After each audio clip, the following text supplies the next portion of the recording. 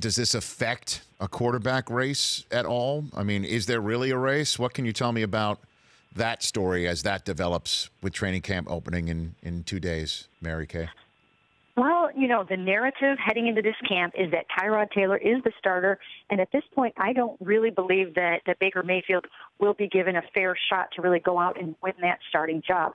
And you can kind of control these quarterback situations the way that you want them to go. I mean, if they don't give Baker Mayfield a lot of work with the first team, he's not going to be able to beat out Tyrod Taylor. So if they genuinely don't want him to start on opening day, and I don't believe they do, then they will give Tyrod Taylor the majority of the first team work, and Baker will just come up that learning curve with the second team guys and maybe hope to be the number 2 guy starting the season. I believe that that's the narrative heading in. Why don't they want him starting the season? Walk me through the mindset there. You know what? I think because Hugh Jackson spent the last 2 years letting a rookie learn on the job. Last year, DeShone Kizer, he really had no choice but to start DeShone Kizer because they didn't have anybody else. They had Kevin Hogan and Cody Kessler on the roster. So he had to start DeShone Kizer last year. This year he has a choice. And the year before that, by default, because of injuries, he had to start Cody Kessler for 8 games, and he went 0-8. So you're looking at 0-8 and 0-15 with rookie starters over the last 2 years. He does not want to do that anymore to himself, to the fans, to the veterans on the team. They want to win some football games. Tyrod Taylor has experience. He's gone to the playoffs. And I just think that they want to give Baker that time. It will be hard to start him and then just yank him out of there and go to Tyrod after 3 or 4 games. So then why, I mean, you don't mind me. I don't mean to, I'm not not laughing at. I mean, it makes total sense. All right. When you've won 1 game over 2 years, it is a numbing experience, and you've got to start winning games. But Baker Mayfield is the Heisman Trophy winner. You draft him number 1 overall.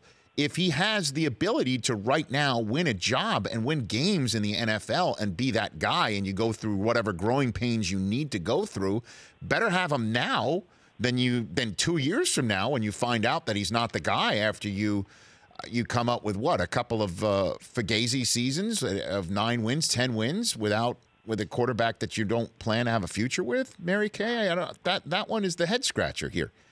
Well, no competition at the spot?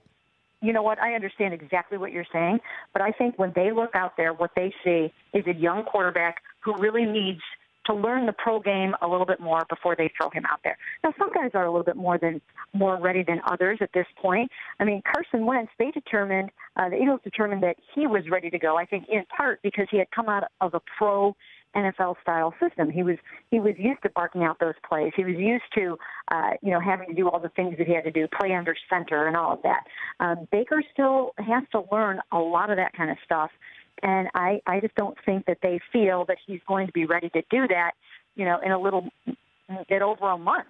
So I think for them, they're just going to take their time. Even Todd Haley said at minicamp that he has a long way to go.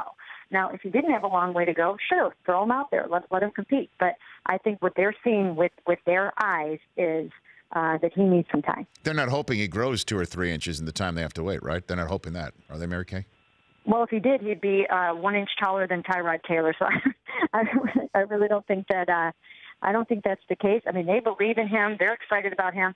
But they want to get it right, and they don't want to throw him out there before he's ready and, perhaps even damage his confidence or whatever the case may be. Oh, that's impossible. You can't damage that kid's confidence, Mary Kay.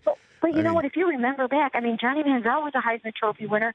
Johnny Manziel was a first-round pick, and it's 2 totally different things. Yeah, I know. The two. Right, okay. But yeah. I mean, he came in here with a tremendous track record of winning, of moxie, of playmaking, and all those sorts of things. But, this is time to put on your big boy pants when you're up here in the NFL. The Rich Eisen Show, weekdays at noon Eastern on Audience.